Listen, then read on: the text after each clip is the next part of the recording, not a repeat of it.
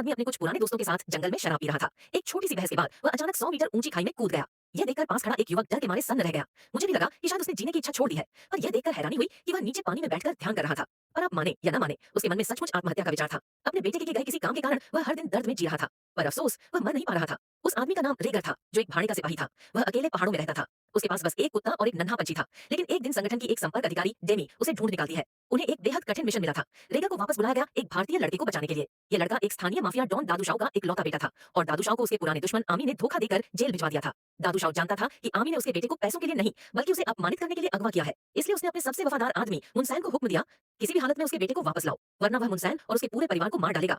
मुनसैन जानता था कि उसकी ताकत कम है, इसलिए उसने भाड़े के सिपाही संगठन से संपर्क किया। अगर वे लड़के को बचा ले तो इनाम होगा पूरे 500 लाख का। लेकिन इसके लिए सिर्फ 16 घंटे का वक्त था। डेमी अभी अपनी बात पूरी भी नहीं कर पाई थी कि रेगर ने तुरंत मिशन स्वीकार कर लिया। बाहर से देखने पर ऐसा लगा कि वह पैसों के लिए तैयार हुआ, मगर सच तो ये था कि उसे ऐसी मिशन की तलाश थी जहां उसकी मौत हो सके, क्योंकि वह जीने से थक चुका था। जल्द ही टीम एकत्र हुई और उन्होंने योजना बनानी शुरू की। उनका सामना होना था डाक्का शहर के माफिया डॉन आमी से। आमी डाक्का में बहुत ताकतवर और बेरहम था।